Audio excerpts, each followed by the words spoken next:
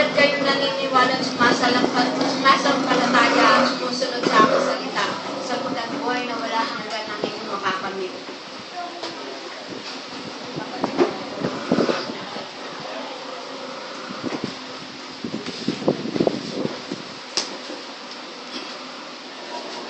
Ang katagumpayan ay sa akin lamang. Ilagak ninyo ang pagkitiwala ninyo sa akin.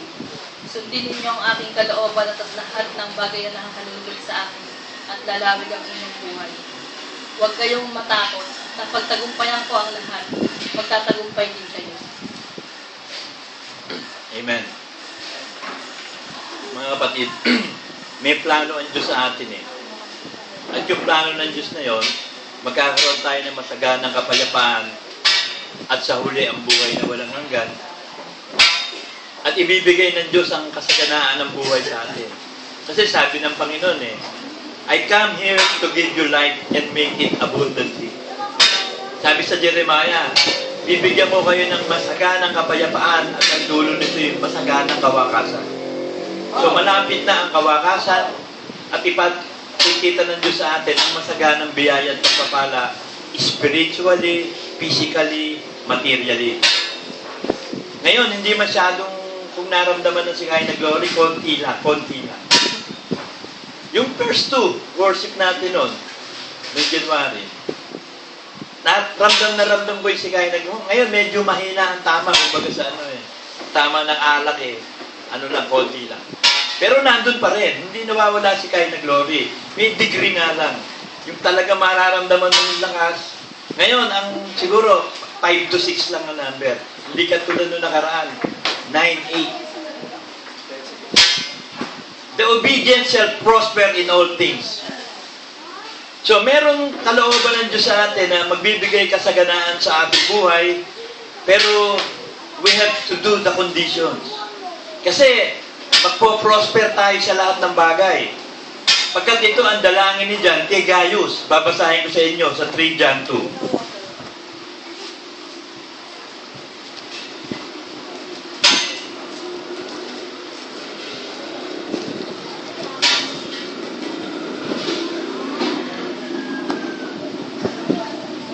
Minamahal, ang matanda kay Gayo na minamahal na aking iniibig sa katotohanan, aking idinadalangin sa lahat ng mga bagay ay guminhawa ka at bumuti ang iyong katawan na gaya ng pagginhawa ng iyong kaluluwa.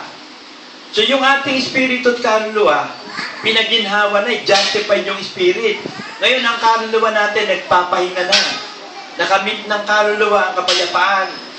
Nakalaya tayo sa mga maling aral, sa mga maling opinion, maling ideas, sa pagsamba sa Diyos at sa maraming mga kasalanan. Nakalaya tayo sa maraming pagkakahawak sa atin sa dangas. Ngayon, ang kailangan namang kaginhawa ang ibigay ng Diyos sa atin, yung katawan at lahat ng bagay. So sinasabi dito na ang pagpapalang nais ibigay ng Diyos sa atin sa lahat ng mga bagay. Kung sa lahat ng mga bagay na ito, pero kailangan ganapin natin ang kondisyon. If my words abide in you, and you abide in me, you can ask anything and I will give it to you. Merong mga katotohanan na talagang katiyakan na makakamit natin ang lahat ng hinihingi natin sapagkat sinusunod natin siya. Sabi sa 1 John 3:22, at ano bang ating hingin ay tatanggapin natin sa Kanya sapagkat tinutupad natin ang Kanyang mga utos at ginagawa natin ang mga bagay na kalugod-lugod sa Kanyang paningin. Dinidinig ng Diyos ang ating panalangin. Di ba sabi ko sa inyo noon, meron akong isang prayer sa family ko na hindi ko pa ma-i-announce. Ngayon, pwede ko nang i-announce. Kasi tentatively, makakalakad na si John sa 23. Kasi yung prayer ko na yon, hindi ko matandaan kung July or August ako nagsimula. Kasi sabi sa akin na dyan, Dad, gusto ko sana magsiman eh. Sabi ko sa niya, kung kalooban ng Diyos, makapagsisiman ka. Ang Diyos ang gagawa ng lahat ng bagay. Ang Diyos nga ang gumawa. Very smooth ang sailing talaga. Pero mo, saan ka kukuha ng worth 50 to 60,000? Paggastos. Pero the Lord provides. Nakakuha siya ng solas, ng seaman's book, Itong lately, nakakuha siya ng working visa. Hindi siya na-deny. Tentatively, January 23. Lalakad na siya. Magiging seaman siya. Alam niyo, napakalakas na kita sa barko, lalo yung waiter ka. Kaya ang susunod na prayer ko sa kanya, ilagay siya ng Diyos sa pagiging waiter. At alam niyo ba na naging observant ako kasi nung gabi na yon, nakatingin ako sa kalendaryo, sabi ko, 2014. Nakita ko 2000, inad ko, 2, 1 for 7. So that's the perfect number of God, 7. Sabi ko, 7, the perfect number. This is the day na talaga ibibigay ng Diyos ang pagpapala. Kasi Acts 1:7 may nakasabi, 7 din yun.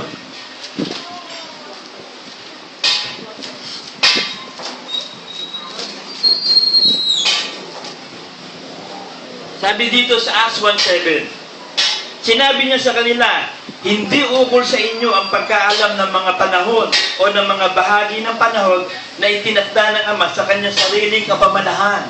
So, nagtakda ang Diyos ng araw sa sarili niyang kapamanahan kung kailan tayo pasasaganahin at pagpapalain. At ito na. Tapos, naging observant din ako sa pangalan do, sabi ko, Lauro, Cruz, Umali.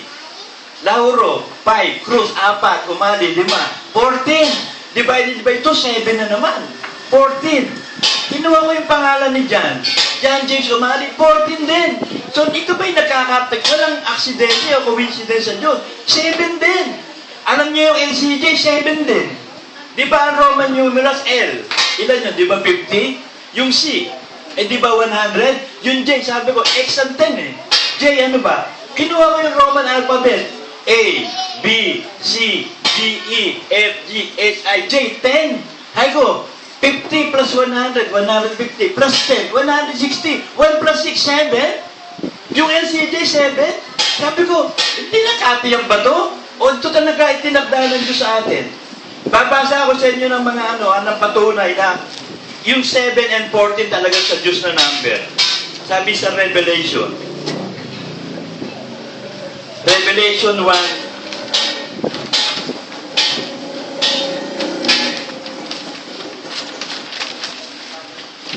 Revelation 1, 4, 12, tsaka 20. Si Juan, sa 7 iglesia na nasa Asia, 7 iglesia, 7.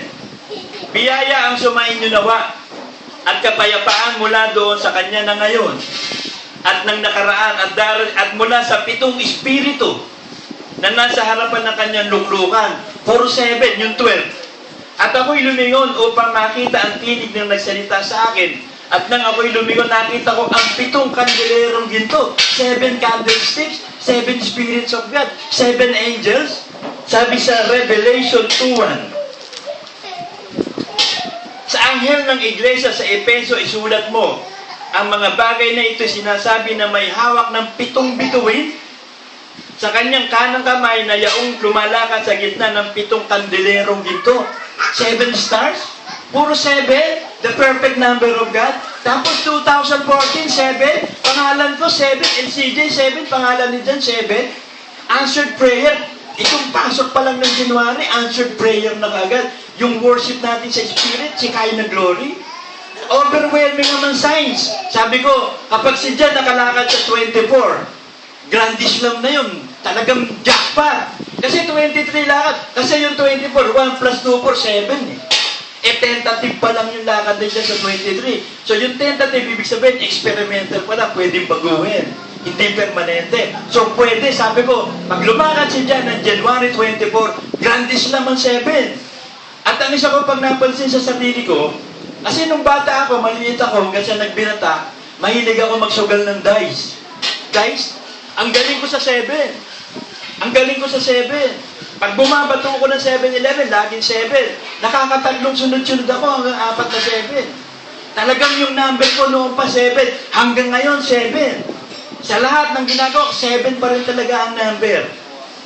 Dito naman sa Matthew 1:17, pakikita ko naman sa inyo yung 7 na 14 naman. Matthew.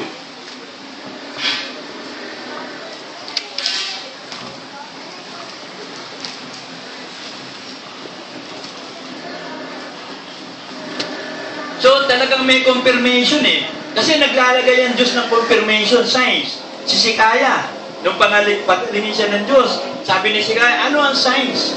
Sabi niya, babalik. Babalik yung orasan, bumalik. Si Gideon, ano hiningin sign? Kapag yung lana, may hamog, yung damog, tuyo, o kaya, sumunod naman, kapag naman damo yung basa, yung lana naman tuyo, ako na nga. So, ito yung mga signs na kumpirmado. Ang gagawin lang natin, sumunod sa lahat ng kalooban ng Diyos at ang kasaganaan ibibigay sa atin. Sa lahat ng bagay, sabi ni John K. Gaius, babasahin ko sa inyo yung Matthew 1:17, na itong 14 talaga is the perfect number of God. Through generations to generation. Sa mga tuwid, ang lahat ng mga salit-saling lahi, buhat kay Abraham, hanggang kay David, ay 14 na salit-saling lahi. So, from Abraham to David, 14th generation, divided by 2, that's 7. At si David hanggang sa pagkabihag naman sa Babylonia ay 14 na salinlahi. From David sa pagkabihag sa Babylon ng Israel, 14th generation. At buhat sa pagkadalambihag sa Babylonia hanggang kay Kristo ay 14 na salinlahi. Ito ba'y nagkataon? Ito'y itinakda ng Ama. Pati yung Acts 1:7, ba't 7 yun? Ito pa isa, na talagang ang Diyos ang nangangasiwa kahit sa number ng Bible. Yung 666, that is the number of the devil. John 6:66, Antikristo. Babasahin ko ha.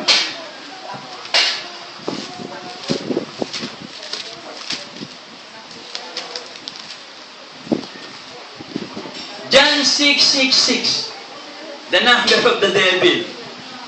Dahil dito'y marami sa kanyang mga alagad ay nagsitalikod at hindi na nagsisama sa kanya. So pag ikaw kasama ng iglesia ni tinayo ng Diyos at tumalikod ka, ang tawag sa'yo, Antikristo. Hawak ka ng 666. Sabi sa 1 John 2.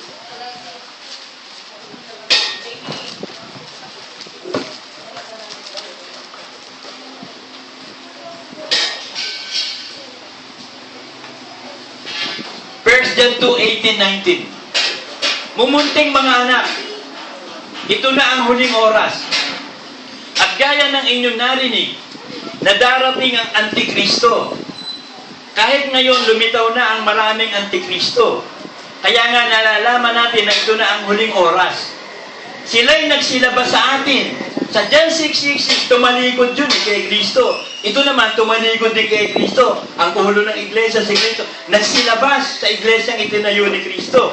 Sila'y nagsilabas sa atin, ngunit sila'y hindi sa atin. Sapagkat kung sila'y sa atin, nagsipanatili sana sa atin, ngunit nagsilabas upang sila'y mahayag na silang lahat ay hindi sa atin. So, kitang-kita nyo na, by the numbers, merong pruweba na ang 666 Antichrist confirmed by 1 John 2. Yung nangyayari ngayon sa 2014 sa iglesia, yung pangalan ko, pangalan ni John, pangalan ng LCJ, 7. Lahat 7, 14. Yung ba, nagkataon ba? Is that coincidence or accident? Hindi. Planado yan. Itinakda. Itinakda ng Diyos lahat-lahat yan. Merong weather yan eh. Panahon. May panahon ng Diyos na itinatakda. At ito na yung itinakdang oras sa atin, mga kapatid. This is the year of blessings. Ito na ang masaganang pagpapala, hindi lang sa spiritual, pati sa katawan. May sinasabi tungkol sa katawan. Sabi dito, sa 1 Timothy 5:23,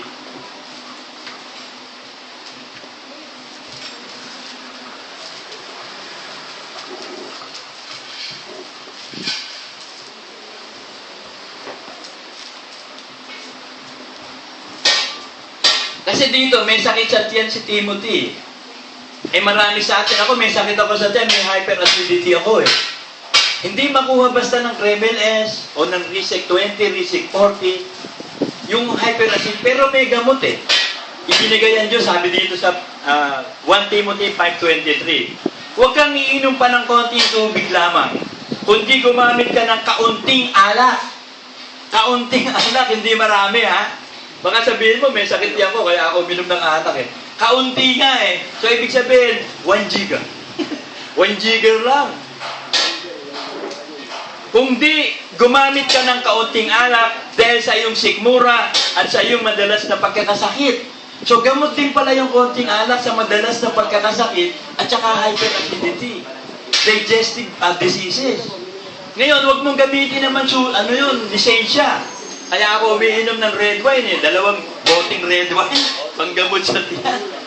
Alam niyo, may masarap na red wine, yung bigay ng kuya Rico, yan, sarap nun, naubos lang eh. Yung Don Celito and Syra. Hindi, Don Celito ba yun? Masarap yung lasa ng red wine niya eh. Hindi siya maasim, hindi siya mapakla, manamis-namis na masarap. Usually kasi yung champagne ang masarap eh. Yung mga Chamdor. Yan, mga champagne niya, masarap yan. Pero yung red wine, minsan may maasim, may mapakla. Pero yung binigay ng kuya Rico sa akin, naubos. Maganda talaga sa tiyan. Pag uminom ako ng Quantumin at uminom ako nung red wine na yun, konti lang, gumaganda pakiramdam ng tiyan ko. So talaga nakakatulong. Meron pa tungkol sa katawan. Sabi ng Romans 14:2.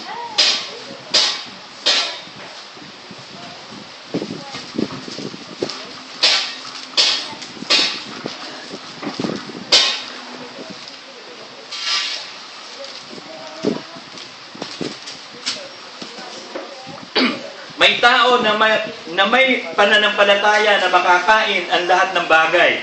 Ngunit ang mahinay kumain ng mga gulay. So pag tinignan mo sa King James Version yan, herbs. Gulay and herbs. So mahusay yung mga herbal plants.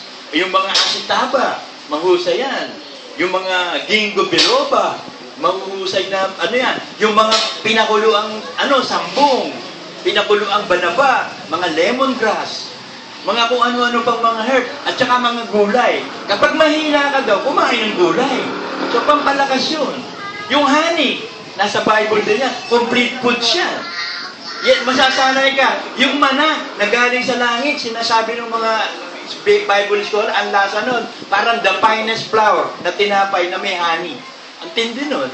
Hindi na tayo makakakain nun, pero may itinago ang Diyos doon sa Ark of Covenant. May kasamang ganon. Pati yung baston ni Moses, yung 2 tablets doon, tsaka yung mana, mayroon doon sa Ark of Covenant. Sa langit pa natin makikita yon. May Ark of Covenant sa langit eh. Doon nakalagay. So, ibig sabihin, nakapagpapagaling yan.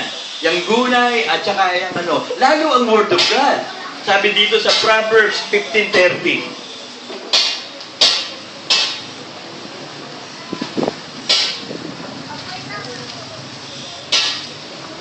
Kasi hindi lang tayo paggiginhawain ng Diyos sa espiritu at kaluluwa, pati sa katawan eh.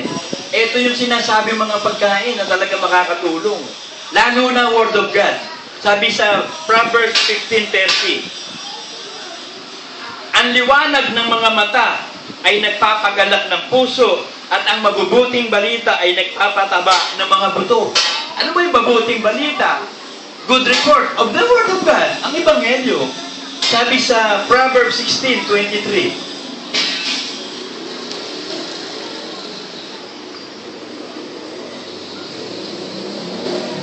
ang puso ng pantas ay nagtuturo sa kanyang bibig at nagdaragdag ng katutuhan sa kanyang mga labi. Ang maligayang salita ay parang pulot-pukyutan, matamis sa kaluluwa at kagalingan sa mga buto. Yung the Word of God parang honey, kagalingan sa buto. Kasi alam nyo, pag nag-iedad ang tao, humihina ang buto. Lalo na kayo mga babae, pag nag-menopause na kayo. At the age of 40 to something, nag-menopause ang babae, humihina ang buto nyo. Kaya dapat rich in honey kayo and calcium. Pag nag-iedad tayo.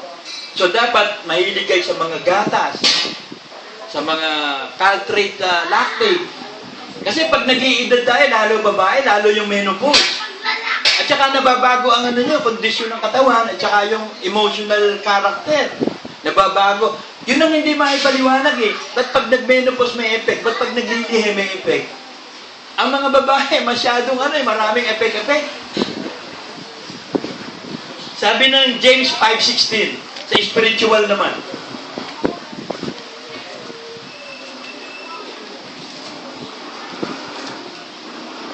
ito pa isang susi. Ito yung susi para tayo gumaling ang katawan. Kasi sabi ni John idinadalangin ko sa Diyos ang kagalang-galang na Gaius na guminhawa ka sa lahat ng bagay, at guminhawa at bumuti ang iyong katawan gaya ng pagkabuti at pagginhawa ng iyong kaluluwa.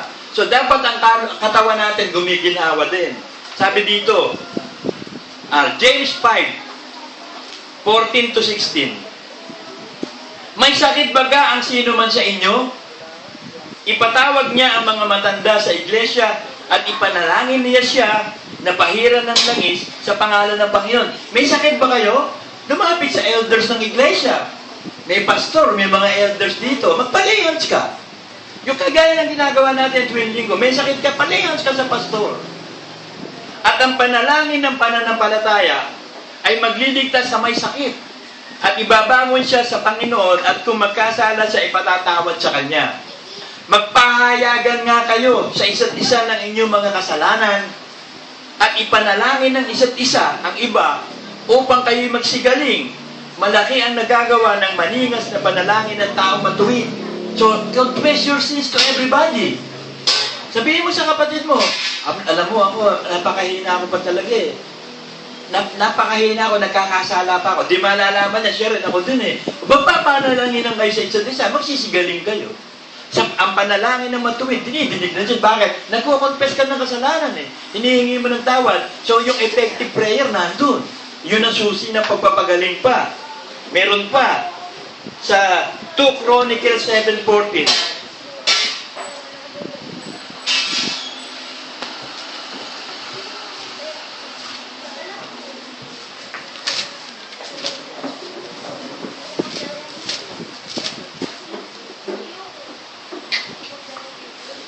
Kung ang aking bayan na tinawag sa pamamagitan ng aking pangalan ay magpakumbaba at dumalangin at hanapin ang aking mukha at talikuran ng kanilang masamang mga lakad, akin niyang didingin sa langit at ipatatawad ko ang kanilang kasalanan at pagagalingin ko ang kanilang lupain. So, giginhawa tayong lubos. Pagagalingin ng Diyos ang ating lupain. Pero magpapakumbaba ka, tatalikod sa kasalanan, magsisisi. At magiging masunurin sa kalooban ng Diyos.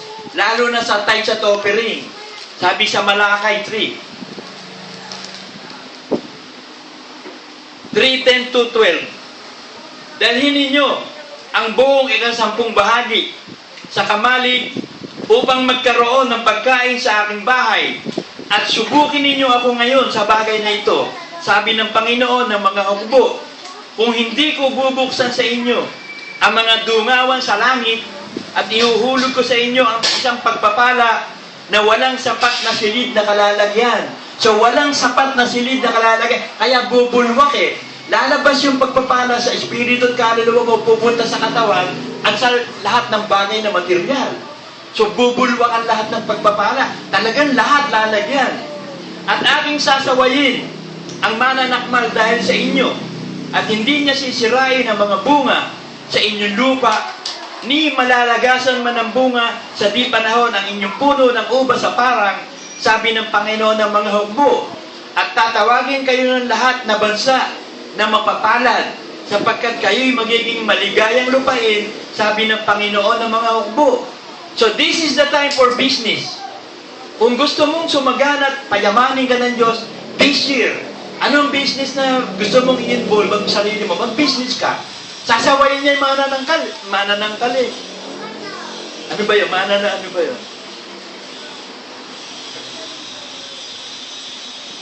Mananakmal. Manangangagat. Mga peste. Sa negosyo mo, aalisin. So invest. Ito na yung panahon na yun. Ito na yung panahon. Number 7. The perfect number of God. Na mag-invest ka sa business, pasasaganain ng Diyos. Bakit? Susunod ka sa kalooban ng Diyos, sabi sa Philippians.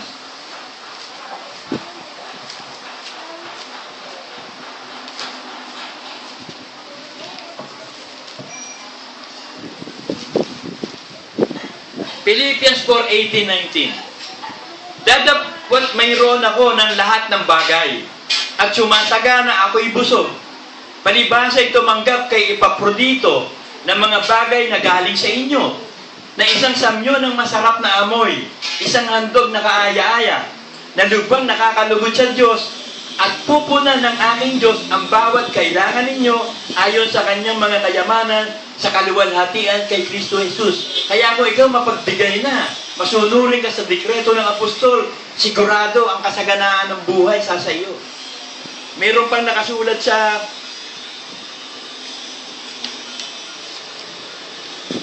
we shall be healed.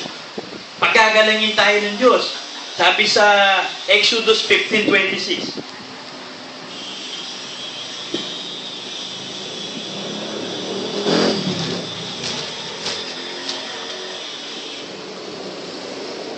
At sinabi, kung iyong didinggin ng buong sikap ang tinig ng Panginoon mong Diyos at iyong gagawin ang matuwid sa kanyang mga mata at iyong didinggin ang kanyang mga utos at iyong gaganapin ang lahat niyang mga palatuntunan, ay wala akong ilalagay na karamdaman sa iyo na gaya ng inilagay ko sa mga Ehipto, sapagkat ako ang Panginoon na nagpapagaling sa inyo.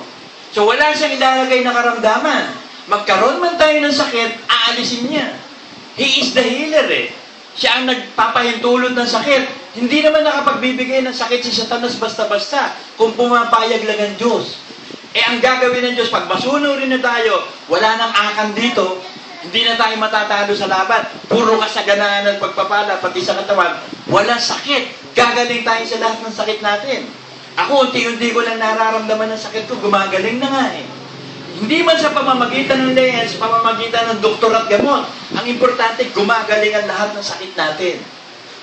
Sabi sa Deuteronomy 7:15, at ilalayo sa iyo ng Panginoon ang lahat ng sakit, at wala siyang ihuhulog sa inyo na masamang sakit sa Ehipto na inyong nalalaman, kung hindi ihuhulog niya sa lahat ng napopoot sa inyo. Itong taong ito, alam niyo ba, kawawa ang magpe-persecute sa inyo. Kawawa ang gagawa ng masama sa atin. Ibibigay ng Diyos sa kanila yung poot na gusto nila sa atin. Ayan, ang liwanag eh. Oh. At ilalayo sa iyo ng Panginoon ang lahat ng sakit. At wala siyang ihuhulog sa inyo sa masamang sakit sa Ehipto na inyong nalalaman. Kundi ihuhulog niya sa lahat ng napopoot sa inyo. Baligtad, ihuhulog yun sa kanila, hindi sa atin. So, kawawa ngayon ang mga taong aadlahin sa iglesia, mga taong kakawawa sa atin, kakawawain sila ng taon, itong taong ito. Kaya matakot sila, kaya lang, hindi naman sila maniniwala dito. Sabi ng Proverbs 4:20,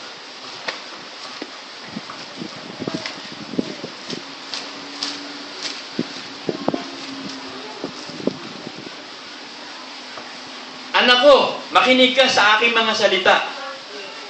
Ikiling mo ang iyong pakinig sa aking mga sabi.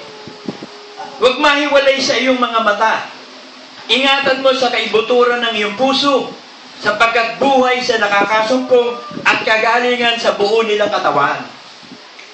Kasi alam nyo, yung katawan natin, may healing power din yan eh. Kita mo, pag nahiwaan ka, hindi mo lagyan ng betadine, hindi mo gamutin, umiigi. May healing power ng katawan eh. Parang mga insekto, tinan mo yung mga gagamba. Pag napongkolyo daliri nila, nakataas yun, kinabukasan, inopera na niya, tanggal na. Nakakita ba kayo ng aso na nagpunta sa doktor? Nakakita ba kayo ng manok na pumonsulta sa doktor? O kahit anong hayop? Di ba sila nagpapagaling sa sarili nila? Yung aso namin yung araw dyan eh, kinain yung mga damo-damo, nang pala nagpapasuka, masama yan, o yung gumaling siya. Ibinigay ng Diyos ang healing sa mga nilikha niyang hayop eh. Lalo sa katawan natin. Kasi kapag papayag lang ang Diyos na may sakit, kung papayag siya. At nagkakasakit tayo dahil sa mga kasalanan natin. Sabi, we are sick because of our sins. Deuteronomy 28.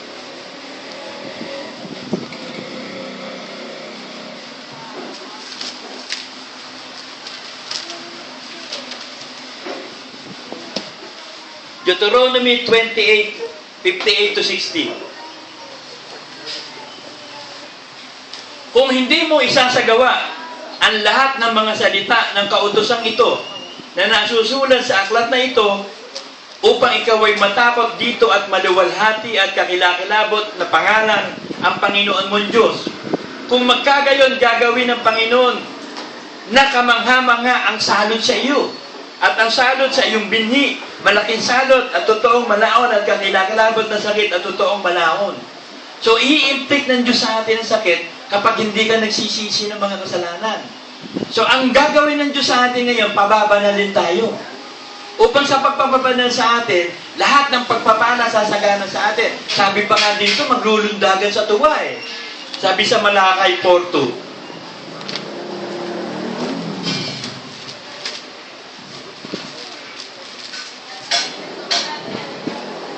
Ngunit, sa inyo na natatakot sa aking pangalan, ay sisikat ang araw ng katwiran na may kagalingan sa kanyang mga pakpak, at kayo'y magsisilabas at magsisiluksong parang guya mula sa silungan. Ibig sabihin, yung masaganang pagpapala, ibubuhos ng Diyos sa atin, spiritually, physically, materially. Magagalak tayo ng labis na galak bago dumating ang Panginoong Yesus. Kasi ang talagang plano ng Diyos, John 10:10.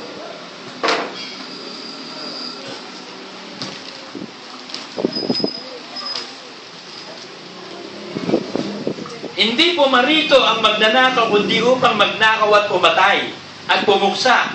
Ako'y naparito upang sila'y magkaroon ng buhay at magkaroon ng kasaganaan nito.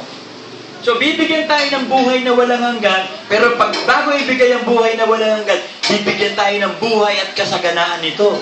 Pero ang demonyo, come to steal, to kill, and to destroy. So, walang magagawa ang demonyo sa atin. Itong taong ito, itong simula ng taong ito, the perfect 7. May mga overwhelming ang signs. Isipin mo, nakita ko pa, very observable, tinan niyo yung LCJ. Kapag inilagay ko sarili ko sa J, di ba? L, C, J. Pag nilagay ko yung sarili ko na I, ano makikita nyo? Di ba? L, C, U? Alam nyo ba yung LCU? Lauro Cruz Umali.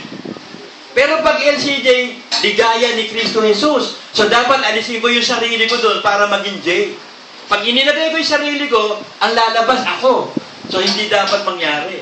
Yun naman ang itinuro talaga ng Diyos sa akin. Na hindi ako talaga ang Panginoon ang maluluwalhati sa iglesyang ito. Ang Diyos ang masusunod dito. Siya yung leader, siya yung hari, siya yung pinuno. Amen! Amen.